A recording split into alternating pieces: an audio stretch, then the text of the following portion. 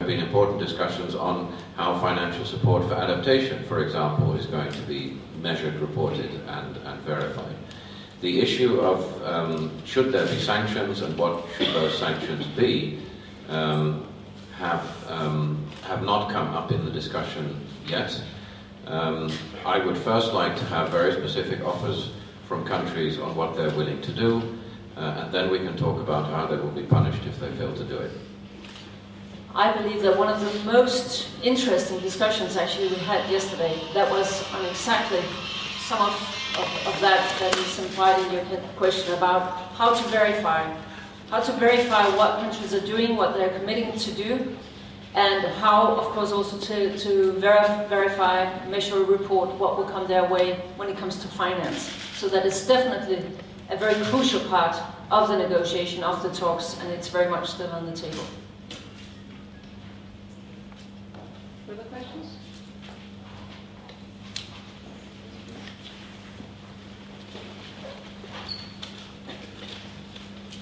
Susumu Kojima from NHK, the Japanese public broadcaster. Question to Ms. De Boer. So can we say that there is a general consensus on the Danish strategy the Prime Minister presented today? And also, what does it mean by politically binding agreement? What's the difference from the legally binding agreement? You know, to use the word consensus in this sense is difficult alone because the kind of meeting we have had is not a negotiation forum. It's not a negotiating forum. It is consultations, it is talks. In that sense, it's sort of informal.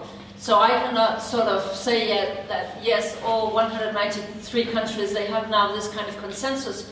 But I must say that my feeling is that there is a big recognition that this might be the way to secure that Copenhagen can deliver a truly ambitious outcome. That was sort of the feeling I get as I started to say. Many countries would have liked to see the legally binding agreement now, but those present today and yesterday, they know all the obstacles also for that. And that is why still to try to bring all the elements together, agree on them politically, get it done, that is still a tremendous achievement. And I think there is a rather broad sense in the room that this might be the way to secure the ambitious deal.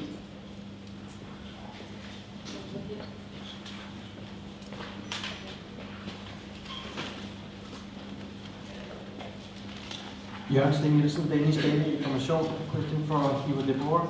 How will the postponement of the legal part of the work actually influence the practical agenda and the way people are working at the summit from day to day? Will it be changed as a consequence of postponing the legal framework? No, the working arrangements will not change. What will happen in Copenhagen is that actually 6 processes are underway at the same time. There's the process to deliver on the Bali mandate, so a new legal instrument under the convention. Secondly, the process to agree a second commitment period under the Kyoto Protocol. And then, in addition to that, both the Conference of Parties to the Convention and the Conference of Parties to the Protocol will be meeting, as well as a number of subsidiary bodies. So there will be a lot going on at the same time.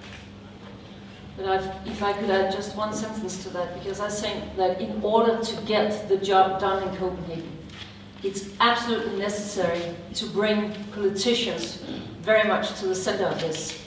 There is broad recognition that the formal negotiations, they have developed too slowly, and we need politicians' involvement very, very strongly, also in Copenhagen itself. So I've actually encouraged a number of colleagues, many colleagues, to come as early as possible to Copenhagen in order to secure that this is a really politicians-driven process, you could say. Last 3 questions. Charlotte Wiener from the national newspaper Jyllandsposten. Speaking of political involvement, is it possible at all that ministers will meet once more before Copenhagen in the summer?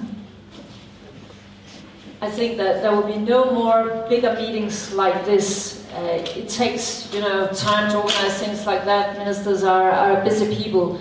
But we will also use sort of means of modern communication, so there will be a lot of video conferences, lots of telephone calls, and I will be doing some traveling still. Yvo De Boer will be doing that. I mean, there will be contacts, crisscrossing electronically and physically. So politicians now, that is what we have sort of achieved by having organized the Greenland Dialogue 3 times this year. And now we have expanded that group into the pre-COP group, where we have around 45 ministers, meaning that now we have 45 central players representing many different kinds of groups and views who know one another very well. So it's also easier to pick up the phone or to arrange a video conference and still make it work. People know one another. There is this level of trust that makes it possible to use that kind of communication.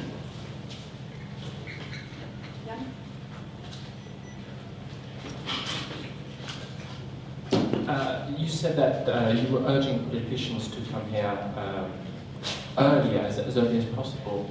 Could you elaborate a little bit on that? What would that mean? Would it mean then coming to Copenhagen like December 7th and then sit down and negotiate this with you? No, the first week will very much be negotiators, but I think that many ministers will prefer to arrive relatively early in Copenhagen, meaning the weekend of the 12th and the 13th of December.